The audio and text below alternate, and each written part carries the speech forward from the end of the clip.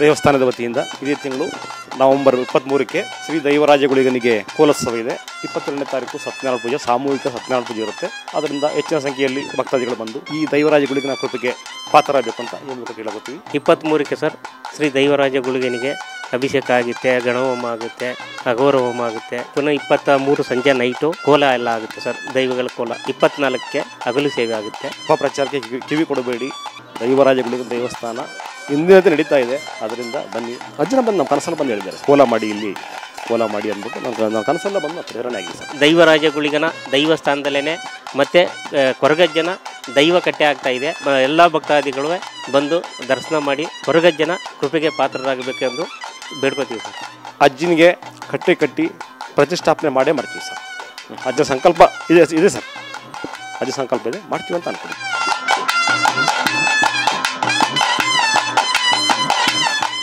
ದೇವಸ್ಥಾನದ ವತಿಯಿಂದ ಇದೇ ತಿಂಗಳು ನವೆಂಬರ್ 23ಕ್ಕೆ ಶ್ರೀ ದೈವರಾಜ ಗುಳಿಗನಿಗೆ ಕೋಲೋತ್ಸವ ಇದೆ.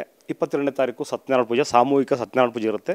ಅದರಿಂದ ಸಾಮೂಹಿಕ ಸತ್ಯನಾರಾಯಣ ಪೂಜೆ ಭಾಗವಹಿಸಿದಂಥವರು ಭಕ್ತಾದಿಗಳು ಬಂದು ಟೋಕನ್ ಬರೆಸ್ಬಿಟ್ಟು ಭಾಗವಹಿಸ್ಬೋದು. ಶನಿವಾರ 23ನೇ ತಾರೀಕು ಸಂಜೆ 7 ಗಂಟೆಗೆ ದೈವಗಳ ಕೋಲೋತ್ಸವ ಇರುತ್ತೆ ಸರ್. 24ನೇ ತಾರೀಕು ದೈವರಾಜ ಗುಳಿಗನಿಗೆ ಅಗಿಲ ಸೇವೆ ಇರುತ್ತೆ ಸರ್. ಅದರಿಂದ ಹೆಚ್ಚಿನ ಸಂಖ್ಯೆಯಲ್ಲಿ ಭಕ್ತಾದಿಗಳು ಬಂದು ಈ ದೈವರಾಜ ಗುಳಿಗನ ಕೃಪೆಗೆ ಪಾತ್ರರಾಗಬೇಕು ಅಂತ ಈ ಮೂಲಕ ಕೇಳಕೋತೀವಿ ಸರ್. ಒಂದು ವಿಷಯ ಏನಂದರೆ, ರಾಜಕಾಲುವೆ ಬಂದು ದೇವಸ್ಥಾನಗಳು ಎರಡೂ ಒಡೆದಾಕ್ಬಿಟ್ಟಿದ್ದಾರೆ ಅಂದ್ಬಿಟ್ಟು ತುಂಬ ಪ್ರಚಾರ ಆಗಿದೆ ಸರ್. ದೈವರಾಜ ಗುಳಿಗನ ದೇವಸ್ಥಾನ ಸರ್ ಯಥಾಸ್ಥಿತಿ ಪೂಜಾ ಕೈಂಕರ್ಯಗಳು ಇಂದಿನಂತೆ ನಡೀತಾ ಇದೆ. ಆದ್ದರಿಂದ ಖಂಡಿತ ನಡೀತಿದೆ ಸರ್. ಪ್ರತಿದಿನ ಸರ್ ಈಗಲೂ ಪ್ರತಿದಿನ ಭಕ್ತಾದಿಗಳು ನೂರಾರು ಜನ ಭಕ್ತಾದಿಗಳು ಬರ್ತಾಯಿದೆ ಸರ್. ಒಳ್ಳೇದಾಯಿತು ಅಂತ ಪವಾಡಗಳು ಅವರೇ ನಮ್ಗೆ ಒಳ್ಳೇದಾಯಿತು ಅಂದ್ಬಿಟ್ಟು ಅವರ ಅರಕೆಗಳಿಂದ ಕೋಳಿ ಇರ್ಬೋದು, ಬೇರೆ ಒಂದು ಸೇವೆ ಡ್ರಿಂಕ್ಸ್ ಬಾಟ್ಲ್ ಸೇವೆ ಇರ್ಬೋದು ಸರ್, ಎಲ್ಲ ಸರ್ ಅವ್ರ ಕೈಲಾದಂಥ ಸೇವೆಗಳು ಬಂದು ಈಗಲೂ ಮಾಡ್ತಿದ್ದಾರೆ ಸರ್. ಆದ್ದರಿಂದ ಹೆಚ್ಚಿನ ಸಂಖ್ಯೆಯಲ್ಲಿ ಭಕ್ತಾದಿಗಳು ಬಂದು ದೈವರಾಜ ಗುಳಿಗನ ಕೃಪೆಗೆ ಪಾತ್ರರಾಗಬೇಕು ಅಂತ ಈ ಮೂಲಕ ಕೇಳ್ಕೊತಾ ಇದ್ದೀವಿ ಸರ್. ಇಲ್ಲ, ಖಂಡಿತ ಇಲ್ಲ ಸರ್. ಯಾಕಂದರೆ ದೈವಗಳ ಹತ್ರ ನಾವು ಆಟ ಆಡೋಕ್ಕಾಗಲ್ಲ ಸರ್. ನಾವು ದೈವಗಳು ತುಂಬ, ಯಾಕಂದರೆ ದೇವರುಗಳ ಹತ್ರ ನಾವು ಸ್ವಲ್ಪ ಕ್ಷಮೆ ಇದೆ ಸರ್. ದೈವಗಳ ಹತ್ರ ಸರ್ ಖಂಡಿತ ಕ್ಷಮೆ ಇಲ್ಲ ಸರ್. ಆ ಥರ ಯಾವುದೇ ರೀತಿ ಸರ್ ನಾವು ಅನಾಚಾರ ಆಗಲಿ ಇನ್ನೊಂದಾಗಲಿ ಮಾಡಿದರೆ ಸರ್ ನಾವು ನಮ್ಮ ದೈವಸ್ಥಾನ ಉಳಿಸ್ಕೊಳಕ್ಕಾಗ್ತಿಲ್ಲ ಸರ್. ನಾವು ಆಗ್ತಾ ಇರಲಿಲ್ಲ ಸರ್. ಆ ದೈವ ಕೃಪೆನ ಸರ್ ನಾವು ಚೆನ್ನಾಗಿ ನಡೀತಿದೆ ಸರ್. ನಮ್ಮದು ಯಾವುದೇ ರೀತಿ ನಾವು ಅನಾಚಾರಗಳಾಗಲಿ ಇನ್ನೊಂದಾಗಲಿ ನಾವು ದುಡ್ಡುಗೋಸ್ಕರ ಸರ್ ದೇವಸ್ಥಾನ ಮಾಡಿಲ್ಲ ಸರ್. ನಾವು ಫಸ್ಟ್ ದಿನದಿಂದ ಹೇಳ್ತಾ ಇದ್ದೀವಿ ಸರ್, ದುಡ್ಡುಗೋಸ್ಕರ ದೇವಸ್ಥಾನ ಮಾಡಿಲ್ಲ ಸರ್. ದೈವಗಳದ್ದು ಕೃಪೆ ನಮ್ಮ ಮೇಲೆ ಇದೆ.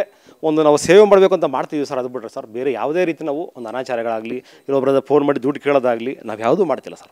ಅವರು ಕಾಣಿಕೆ ಅಂದ್ಬಿಟ್ಟು ಸರ್ ಅವರೊಂದು 10 ರೂಪಾಯಿ ಕೊಡ್ಬೋದು ಸರ್, 100 ರೂಪಾಯಿ ಕೊಡ್ಬೋದು ಸರ್. ಅದು ದೈವಕ್ಕೆ ಕೊಡ್ತಾರೆ ಹೊರತು ನಮಗೆ ಕೊಡಲ್ಲ ಸರ್. ಅದನ್ನು ಖಂಡಿತ ಸರ್. ದೇವರುಂಟು ಭಕ್ತರುಂಟು ಸರ್. ಮಧ್ಯವರ್ತಿಗಳು ನಾವು ನಿಮ್ಮ ಅರ್ಕೆನ ಈ ಥರ ಮಾಡ್ಕೊಳ್ಳಿ ಅಂದ್ಬಿಟ್ಟು ನಾವು ಪದ್ಧತಿ ಪ್ರಕಾರ ನಮ್ಮ ಗುರುಗಳು ಹೇಳಿರೋ ಪದ್ಧತಿ ಪ್ರಕಾರ ನಾವು ಹೇಳ್ತೀವಿ ಬಿಟ್ಟರೆ ಸರ್ ನಾವು ಯಾವುದೇ ಡಿಮ್ಯಾಂಡ್ ಆಗಲಿ ಇನ್ನೊಂದಾಗ ಯಾವುದೂ ಮಾಡಲ್ಲ ಸರ್. ಆ ಡೌಟ್ಸಿಂದನೇ ಸರ್ ತುಂಬ ಜನ ಭಕ್ತಾದಿಗಳು ಹೊಡೆದ್ಬಿಟ್ಟಿದ್ದಾರೆ. 2 ದೈವಸ್ಥಾನಗಳನ್ನ ಹೊಡೆದ್ಬಿಟ್ಟಿದ್ದಾರೆ ಅಂದ್ಬಿಟ್ಟು ಸರ್ ತುಂಬ ಜನ ಬರದೇ ಸ್ವಲ್ಪ ಕಡಿಮೆ ಆಗಿದ್ದಾರೆ ಸರ್. ಯಾಕಂದರೆ ಅವರಿಗೆ ಸ್ವಲ್ಪ ಅಪಪ್ರಚಾರ ಆಗಿರೋದ್ರಿಂದ. ಅದರಿಂದ ಯಾವುದೇ ಅಪಪ್ರಚಾರಕ್ಕೆ ಕಿವಿ ಕೊಡಬೇಡಿ. ದೈವರಾಜ ಗುಳಿಗನ ದೇವಸ್ಥಾನ ಇಂದಿನಂತೆ ನಡೀತಾ ಇದೆ. ಅದರಿಂದ ಬನ್ನಿ. ದೈವಗಳ ಶಾಶ್ವತ ಸರ್. ನಾವು ಇವತ್ತಿರ್ತೀವಿ, ನಾಳೆ ಇರಲ್ಲ ಸರ್. ನಾವೆಲ್ಲ ಮನುಷ್ಯರು ಸರ್. ನಾವು ದೈವಗಳೇ ಇಲ್ಲಿ ಯಾವಾಗಲೂ ಸ್ಥಿರಸ್ಥಾಯಿ ಸರ್. ದೈವಗಳು ಇಲ್ಲಿ ಬರಲ್ಲ ಅಂತ ಹೇಳೋಕ್ಕೆ ಸರ್ ಹೆಂಗೆ ಸರ್ ಹೇಳೋಕ್ಕಾಗುತ್ತೆ? ಯಾಕಂದರೆ ಸರ್ ನಾವು ಇಲ್ಲಿವರೆಗೂ ಸರ್ 6 ಕೋಲ ಮಾಡಿದ್ದೀವಿ ಸರ್. 6 ಕೋಲ ಸರ್ ಮಾಡಿರೋದು. ಈಗ ನಾವು ಮಾಡ್ತಿರೋದು 7ನೇ ಕೋಲ ಮಾಡ್ತಿದ್ದೀವಿ ಸರ್. ನಾವು 7ನೇ ಕೋಲ ಮಾಡ್ತಿರೋದು. ಯಾಕಂದರೆ ಪ್ರತಿಯೊಂದು ಕೋಲದಲ್ಲೂ ಸರ್ ದೈವ ನುಡಿ ಕೊಡುತ್ತಲ್ಲ ಸರ್. ನಮ್ಮಲ್ಲಿ ಏನಾದರೂ ಅಪಚಾರ ಇದ್ರೂ ಅಥವಾ ನಾವು ನಮ್ಮ ಪೂಜೆಗಳೆಲ್ಲ ಇನ್ನೊಂದು ಏನಾದರೂ ಅಪಚಾರಗಳಿದ್ರೆ ನಮಗೆ ದೈವನೇ ದಂಡನೆ ಕೊಡುತ್ತೆ ಸರ್ ನಮಗೆ. ಅದರಿಂದ ಸರ್ ದೈವಗಳು ಎದುರ್ಕೊಂಡು ನಾವು ನಮ್ಮ ಮನಸ್ಫೂರ್ತಿಯಾಗಿ ನಾವು ಪೂಜೆಗಳು ಮಾಡ್ತೀವಿ ಸರ್. ಸರ್ ಅದು ದೈವ ಸಂಕಲ್ಪ ಸರ್. ಅಷ್ಟಮಂಗಲ ಸರ್ ಕೇಳಿದ್ವಿ ಸರ್. ಅಷ್ಟಮಂಗಲ ಕೇಳಿದ್ದೀವಿ. ಯಾಕಂದರೆ ಸರ್ ಭಕ್ತರು ಯಾರೋ ಒಬ್ಬರು ಭಕ್ತರು ಸರ್ ಇಲ್ಲಿ ನಾವು ಅಲ್ಲಿ ಹೋಗ್ತಾ ಇದ್ವು ಅಜ್ಜಿಂದು ಸರ್. RT ನಗರದಲ್ಲಿ ಇಲ್ಲೇ ಪಕ್ಕದಲ್ಲಿ ಒಂದು ಸ್ವಾಮಿ ಕೊರಗಜ್ಜ ದೇವಸ್ಥಾನ ಇತ್ತು. ಅಲ್ಲಿ ಬರ್ತಾ ಇದ್ವು. ಅಲ್ಲಿ ತುಂಬ ನಾವು ನಂಬಿದ್ವು. ಅಜ್ಜನ ಅಲ್ಲಿ ಉಳಿಸ್ಕೊಡೋಕೆ ಅವ್ರಿಗೆ ಆಗಲಿಲ್ಲ. ಅದರಿಂದ ಅಜ್ಜನ ವಿಲ್ಲೇ ನೋಡಬೇಕು ಅಂದ್ಬಿಟ್ಟು ಸರ್ ಒಂದು ಫೋಟೋ ತಂದು ಕೊಟ್ಟಿದ್ದಾರೆ ಸರ್ ಅವರು. ಆ ಫೋಟೋ ತಂದು ಕೊಟ್ಟ ಮೇಲೆ ಸರ್ ನಮಗೆ ದೈವದ ಅನುಗ್ರಹ ಆಗಿದೆ ಸರ್. ಅದನ್ನು ಇವಾಗ ಮೂಲ ಸ್ಥಾನದಲ್ಲಿ ನಾವು ಸಂಪರ್ಕ ಮಾಡಿದ್ವಿ ಸರ್. ಈ ಥರ ಅಲ್ಲಿ ಧರ್ಮಸ್ಥಳದ ಇದು ಬೆಳ್ತಂಗಡಿ ಪಕ್ಕದಲ್ಲಿದೆ ಸರ್ ಕ್ಷೇತ್ರದ ಗುರುಗಳನ್ನ ಸರ್ ನಾವು ಎಲ್ಲ ಭೇಟಿ ಮಾಡಿದ್ವಿ ಸರ್. ಬಿಟ್ಟಿದ್ದಾರೆ, ಮಾಡ್ಬೋದು, ಒಳ್ಳೆ ರೀತಿಯಲ್ಲಿ ಮಾಡ್ಕೊಂಡು ಹೋಗಿ ಅಂತ ಹೇಳಿದ್ದಾರೆ.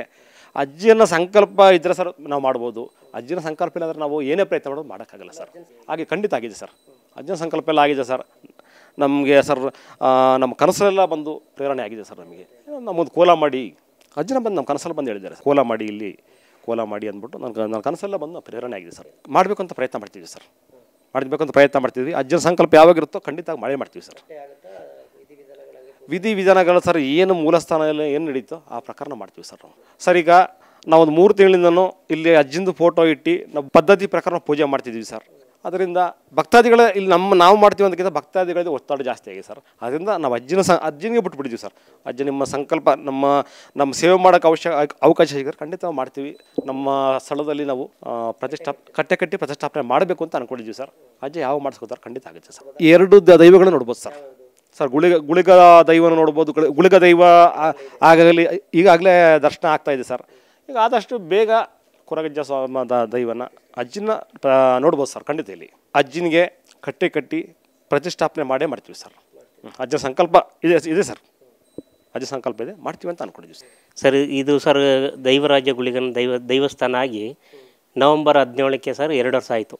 2 ವರ್ಷ ಆಯಿತು. ನವಂಬರ್ 17ರಲ್ಲಿ 2 ವರ್ಷದ ಕಾರ್ಯಕ್ರಮ ಇಟ್ಕೋಬೇಕಾಯಿತು. ಈ ಕೋಲ ಮತ್ತು ಪೂಜೆ ಮತ್ತು ಅಭಿಷೇಕ ಮತ್ತು ಗಣಹೋಮ, ಅನ್ನದಾನ ಎಲ್ಲ ಅನ್ನ ಸಂತರ್ಪಣೆ ಎಲ್ಲ ಇಟ್ಕೋಬೇಕಾಯ್ತು ಸರ್. ಅಲ್ಲಿ ಸರ್ ಇಟ್ಕೊಂಡಿದ್ದು ಡೇಟ್ ಇದಾಗಿದ್ದು ನಮ್ಮ ಗುರುಗಳದ್ದು ಒಂದು ಸ್ವಲ್ಪ ಅವರು ಹುಣ್ಣಿಮೆ ಆಗಿರೋದ್ರಿಂದ ಅವ್ರ ಕ್ಷೇತ್ರದಲ್ಲಿ ಇದು ಹಗಲು ಸೇವೆ ಇರುತ್ತೆ ಅಲ್ಲಿ. ಅದರಿಂದ ಮುಂದಕ್ಕೆ 23ಕ್ಕೆ ಹಾಕ್ಕೊಂಡಿದ್ದು ಸರ್. 23ಕ್ಕೆ ಸರ್ ಶ್ರೀ ದೈವರಾಜ ಗುಳಿಗನಿಗೆ ಅಭಿಷೇಕ ಆಗುತ್ತೆ, ಗಣಹೋಮ ಆಗುತ್ತೆ, ಅಘೋರ ಹೋಮ ಆಗುತ್ತೆ. ಪುನಃ 23 ಸಂಜೆ ನೈಟು ಕೋಲ ಎಲ್ಲ ಆಗುತ್ತೆ ಸರ್. ದೈವಗಳ ಕೋಲ ಆಗುತ್ತೆ. 24ಕ್ಕೆ ಹಗಲು ಸೇವೆ ಆಗುತ್ತೆ. 2 ದಿನವೂ ಕಾರ್ಯಕ್ರಮ ಉಂಟು ಸರ್. 3 ದಿನ ಸರ್. 22ಕ್ಕೆ ಸರ್ ಸಂಜೆ ಹೋಮಗಳೆಲ್ಲ ಆಯ್ತು ಇರ್ತವೆ. 23ಕ್ಕೆ ಬೆಳಿಗ್ಗೆ ಗಣಪತಿ ಹೋಮ, ಸತ್ಯನಾರಾಯಣ ಪೂಜೆ ಮತ್ತು ಗುಳಿಗನ ಮಹಾಪೂಜೆ ಮತ್ತು ಸಂಜೆ ಗುಳಿಗನ ಕೋಲ. 23 ಸಂಜೆ ಸರ್. 23 ಸಂಜೆ ಗುಳಿಗನ ಕೋಲ ಇರುತ್ತೆ. ಸಂಜೆ 6 ಗಂಟೆಗೆ ಆರಂಭ ಆಗಿ ಸಾಮಾನ್ಯ ಸರ್ 1 ಗಂಟೆ ರಾತ್ರಿ ಗಂಟೆನೂ ಆಗುತ್ತೆ ಸರ್. ಯಾಕೆಂದರೆ ದೈವ ಎಲ್ರಿಗೂ ಇಲ್ಲಿ ಸರ್ ಇದು 6ನೇದಾಗಿದ್ದು 7ನೇದು ಸರ್. ಇವಾಗ 7ನೇದು ಸರ್. ಸರ್ ಇವಾಗ ಸರ್ ಇನ್ನೂ ಮಧ್ಯದಲ್ಲಿ ಇನ್ನೂ ಆಗಬೇಕಾಗಿ ಸರ್ ಫಿಕ್ಸ್ ಆಗಿತ್ತು. ಮತ್ತು ಶ್ರೀ ದೈವರಾಜ ಗುಳಿಗನ ನಾಟಕೋತ್ಸವನೂ ಇತ್ತು ಇದು ನವಂಬರಲ್ಲೇ. ಒಂದು ಸ್ವಲ್ಪ ಈ ಲಿಟಿಗೇಷನ್ ಎಲ್ಲ ಆಯ್ತು ಸಲ ಈ ಇದರಿಂದ ಯಾವುದು ರಾಜಕಾಲುವೆಯಿಂದ. ಅದರಿಂದ ಭಕ್ತಾದಿಗಳು ನಮ್ಮ ದೇವಸ್ಥಾನಕ್ಕೆ ಏನು ತೊಂದರೆ ಆಗಿಲ್ಲ ಸರ್. ಕೊರಗಜ್ಜದಲ್ಲಿ ರಾಜಕಾಲುವೆ ಮೇಲೆ ಬಂದದಕ್ಕೆ ಕೊರಗಜ್ಜ ಫುಲ್ ಡೆಮೊಲಿಷನ್ ಮಾಡಿಬಿಟ್ರು.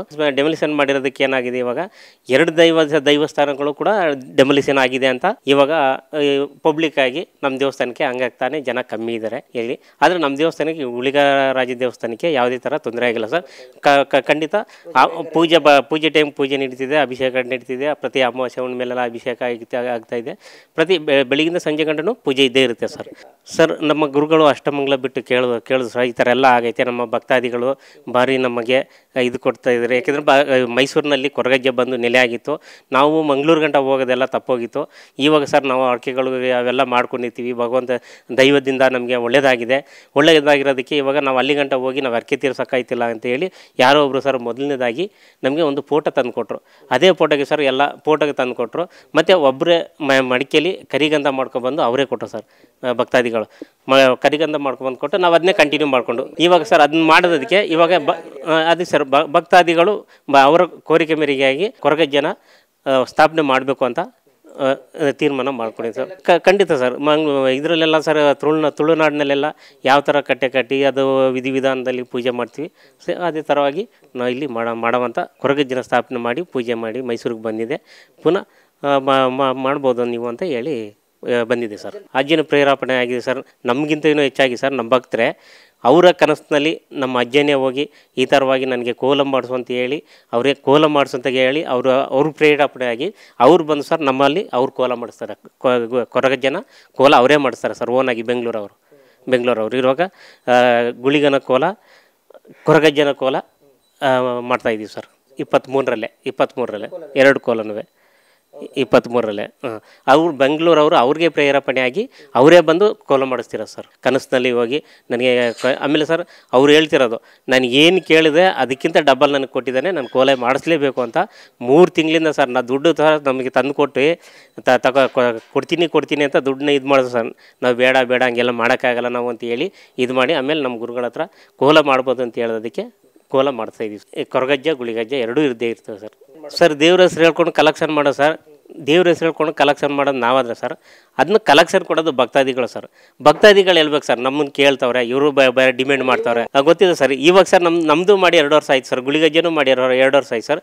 ಯಾರಾದರೂ ಒಬ್ಬರು ಬಂದು ಬೇಕಾರೆ ಇಲ್ಲಿ ನಮಗೆ ಡಿಮ್ಯಾಂಡ್ ಮಾಡಿದರೆ ಅದು ಕೇಳ್ತವ್ರೆ ಇದು ಕೇಳ್ತವ್ರೆ ಅಂತ ಹೇಳಿ ಸರ್, ಅದಕ್ಕೆ ನಾವು ಭದ್ರಾಗಿರ್ತೀವಿ ಸರ್. ಖಂಡಿತ ಭಯ ಇರೋದಕ್ಕೇನೆ ಸರ್ ನಾವು ಇವಾಗಲೂ ದೈವಸ್ಥಾನದಲ್ಲಿ ದೈವನ ಪೂಜೆ ಮಾಡ್ಕೊಂಡು ಹೋಗ್ತಿರೋದು ಸರ್. ಖಂಡಿತ ಬರಬೇಕು ಸರ್, ಬರ್ತಾರೆ ಸರ್ ಖಂಡಿತ. ಈ ದಯವಿಟ್ಟು ದೈವರಾಜಗುಳಿಗನ ದೈವಸ್ಥಾನದಲ್ಲೇ ಮತ್ತು ಕೊರಗಜ್ಜನ ದೈವ ಕಟ್ಟೆ ಆಗ್ತಾ ಇದೆ. ಎಲ್ಲ ಭಕ್ತಾದಿಗಳು ಬಂದು ದರ್ಶನ ಮಾಡಿ ಕೊರಗಜ್ಜನ ಕೃಪೆಗೆ ಪಾತ್ರರಾಗಬೇಕೆಂದು ಬೇಡ್ಕೋತೀವಿ ಸರ್.